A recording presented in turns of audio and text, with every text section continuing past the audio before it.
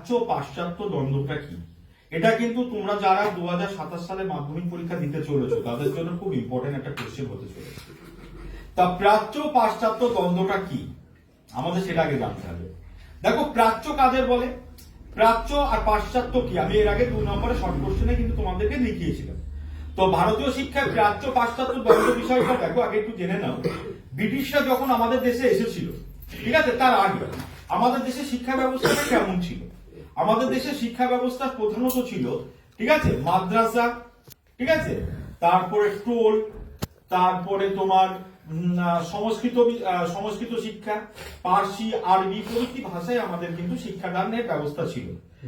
তো ব্রিটিশরাও কিন্তু গতানুগতিক এইভাবেই ওরা মেনে নিয়েছিল, ঠিক আছে, ভারতীয় শিক্ষা টিক্ষা নিয়ে ওদের অত ভাবনা চিন্তা ছিল না, ভারতীয়রা কি শিখলো কি জানলো তা নিয়ে কোনো মাথা ব্যথা ছিল না। কিন্তু পরবর্তীকালে দেখা গেল সমগ্র ভারতবর্ষ ব্রিটিশদের ক্ষমতায় চলে এলো, আর এত বড় ভারতবর্ষ শাসন করবার জন্য কি দরকার পড়লো, কিছু মানে ওদের প্রশাসনিক কাজে ওদের সাহায্য করার জন্য কিছু কর্মচারী প্রয়োজন দেখা দিল। তাহলে এই প্রাচ্য শিক্ষায় শিক্ষিত, অর্থাৎ এই রামায়ণ মহাভারত, ঠিক আছে, অর্থাৎ তারপরে এই যে নীতিকথা, তারপরে বেদ পুরাণ পড়া মানুষদের নিয়ে ওরা কি করে প্রশাসনিক কার্য চালাবে, প্রশাসনিক কাজে জানার জন্য ওরা তখন অনুভব করলো যে এদেশে কিছু মানুষকে শিক্ষিত করা প্রয়োজন। তাহলে এখন এই দেশের মানুষদের শিক্ষিত করতে হলে কি শিক্ষায় শিক্ষা দেবে এরা? প্রাচ্য শিক্ষায় শিক্ষাদান করবে না পাশ্চাত্য শিক্ষায় শিক্ষাদান করবে? এই নিয়ে ওদের ভিতরে একটা, ঠিক আছে, বিতর্ক দেখা দিল।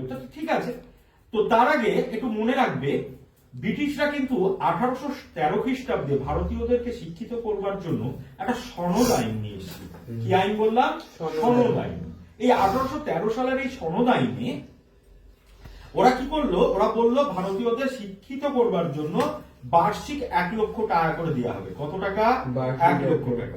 আর এই 1 লক্ষ টাকা সঠিকভাবে ব্যয় করবার জন্য, ঠিক আছে, একটা কমিটি গঠন করা হবে। ঠিক আছে, এই কমিটির নাম হলো জনশিক্ষা কমিটি। ঠিক আছে, কি নাম বললাম? জনশিক্ষা কমিটি। এবার এই জনশিক্ষা কমিটির মধ্যে কিন্তু একটা দ্বন্দ্ব দেখা দিল। ঠিক আছে, এই দ্বন্দ্ব দেখা দিল। কেন দ্বন্দ্ব দেখা দিল? কেন দ্বন্দ্ব দেখা দিল একটু দেখো। এই জনশিক্ষা কমিটি কি করলো, এরা কলকাতাতে একটা সংস্কৃত কলেজ স্থাপন করার উদ্যোগ নিল। কি করার উদ্যোগ নিল? সংস্কৃত কলেজ স্থাপন করার উদ্যোগ নিল। ঠিক আছে, এখন এই সংস্কৃত কলেজ স্থাপন করার উদ্যোগ নিলে রাজা রামমোহন রায় তিনি তখন কি করলেন, তৎকালীন বড়লাট, কি নাম বলেছিলাম? তৎকালীন বড়লাট। তৎকালীন বড়লাটের নাম কি বলেছিলাম? লর্ড হামারস্টেড। ঠিক আছে, একটা পত্র লিখলেন যে কি বললেন, আমাদেরকে এই সমস্ত সংস্কৃত বিদ্যালয় স্থাপন করতে হবে আমাদের এখানে। ঠিক আছে, আমাদেরকে পাশ্চাত্য শিক্ষায় শিক্ষিত করা প্রয়োজন, অর্থাৎ ইংরেজি একটা মাধ্যমে একটা কলেজ স্থাপন হোক বা স্কুল স্থাপন হোক। এতে করে জনশিক্ষা কমিটির অন্য সদস্যরা চটে গেলেন। ঠিক আছে, তখন তাদের মধ্যে এক চরম আকার দ্বন্দ্ব ধারণ করলো। ঠিক আছে, ওরা তখন দুটো গোষ্ঠীতে বিভক্ত হয়ে গেল। একটা হলো যারা প্রাচ্য শিক্ষায় যারা সমর্থক ছিল তাদেরকে বলা হচ্ছে প্রাচ্যবাদী সমর্থক, আর যারা পাশ্চাত্য শিক্ষায় সমর্থক ছিল তাদের বলা হতো পাশ্চাত্যবাদী। এই প্রাচ্যবাদী সমর্থকদের নাম এখানে একটু মানে বলে দাও। কি কি নাম বললাম? ট্রি প্রিন্সেপ, ঠিক আছে, তারপরে কোলব্রুক, আরেকজনের নাম কি ছিল? উইলসন। Very good. আর ওদিকে পাশ্চাত্যবাদী যারা কারা ছিল, পাশ্চাত্যবাদী শিক্ষায় শিক্ষিত মানে সমর্থক যারা ছিল, Alexander Duff, Thomas Babington Macaulay, তারপর রাজা রামমোহন রায়, তোর স্যান্ড্রস কলভিন। ঠিক আছে, তো যাই হোক এই দ্বন্দ্ব কিন্তু চরম আকার ধারণ করলো। এরপরে দেখো এখানে একটা সব থেকে ইম্পর্টেন্ট পয়েন্ট, এই পয়েন্টটা কিন্তু তোমাদের কিন্তু অবশ্যই উল্লেখ করতে হবে। পয়েন্টটা ছিল মেকলের বক্তব্য। এখন আমাদের মেকলে কে ছিলেন? মেকলে ছিলেন লর্ড উইলিয়াম বেন্টিং এর আইন সচিব। কি নাম ছিল? Thomas Babington Macaulay. 1835 সালে শিক্ষা বিষয়ক একটি প্রতিবেদন পেশ করলেন যা মেকলে মিনিটস নামে খ্যাত। খুব ইম্পর্টেন্ট কিন্তু এই মেকলে মিনিটসে কি হলো, মেকলে মিনিটসে কি হলো? মেকলে মিনিটসে তিনি কি প্রতিবেদন পেশ করেছিলেন? তিনি বললেন প্রাচ্যের শিক্ষা হলো দুর্নীতিগ্রস্ত, প্রাচ্যের শিক্ষা দুর্নীতিগ্রস্ত, ঠিক আছে, এবং সেকেলে, ঠিক আছে, অপবিত্র, যাই বলা হোক না কেন।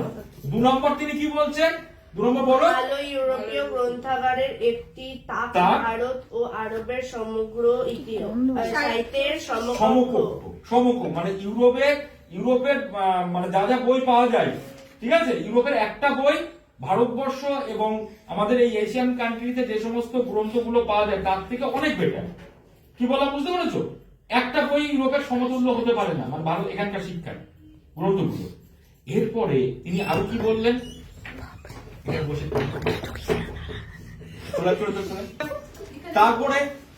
তারপরে উনি কি বললেন? তারপরে উনি বললেন, ওনার ওই প্রতিবেদনে আরো কি ছিল?